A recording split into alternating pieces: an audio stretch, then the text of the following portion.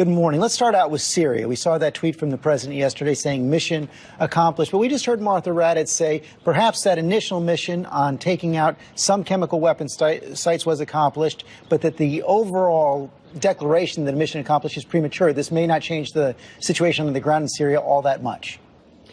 Certainly the mission that the U.S. military and our coalition forces with the U.K. and France went out on Friday to do, they 100% met their objectives. That's what the president's referring to. They went out to destroy critical chemical weapons infrastructure in Syria, and they did exactly that. And they also sent a strong message to Syria, to Russia, to Iran, that when this president has a red line, he will enforce it.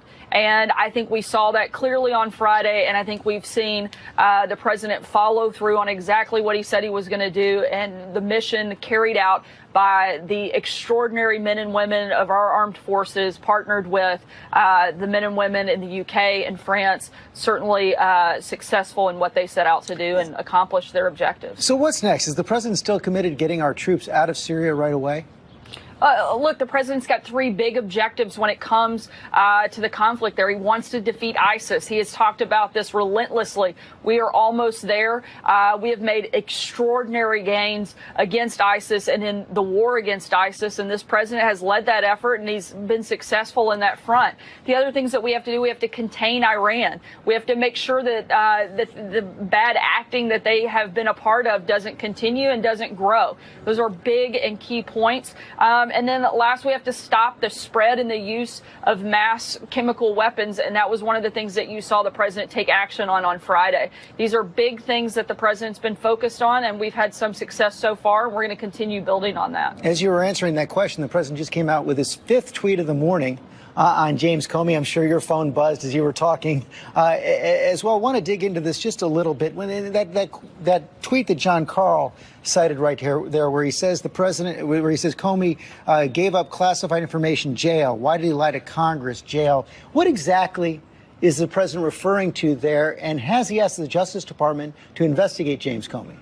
Look, it's been very clear that James Comey is a self-admitted leaker. He lied to Congress. He's been inconsistent. What did he lie to Congress about?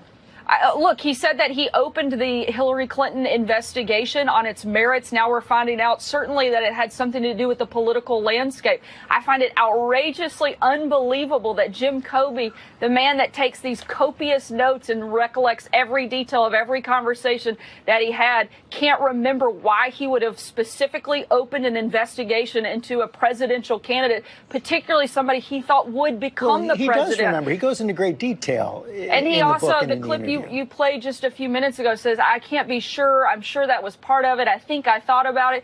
I mean, give me a break. The guy knew exactly what he was doing. He thought Hillary Clinton would win, and he thought that this would give him some cover. He thought that he made these decisions based on the political landscape and not on the facts of the case. And when the person that is supposed to lead the highest law enforcement agency in our country starts making decisions based on political environments instead of on what is right and what is wrong, that's a really dangerous position. And I think that's one of the reasons there is such a huge bipartisan consensus that James Comey doesn't have credibility and shouldn't have been leading the FBI any longer. Well, that's not exactly what he said. But is the president asking the Justice Department to investigate James Comey? I'm not aware of a specific ask of the Justice Department, but I do think if they feel there was any wrongdoing, they should certainly look into that, just as they do on a number of other topics. And are you sure you all want to be engaged in a credibility contest with James Comey? And I think the White House has cited more than 2,000 instances where the president and the White House have made false statements. Our new poll shows that Americans by a pretty wide margin think that James Comey has more credibility than President Trump.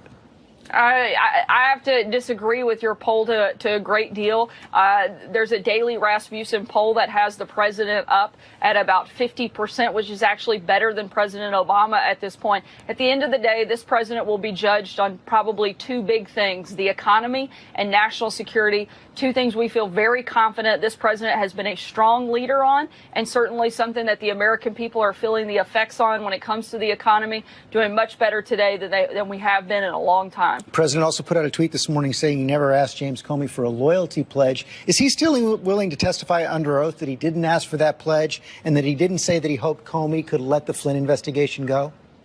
The president has been clear. He's spoken about this a number of times, as you pointed out, including this morning, and he continues to maintain that. And I have no reason to believe anything different. Finally, on this topic, a group of Republicans have commissioned a TV ad tonight about Robert Mueller that's going to air during our special. Here's what it says.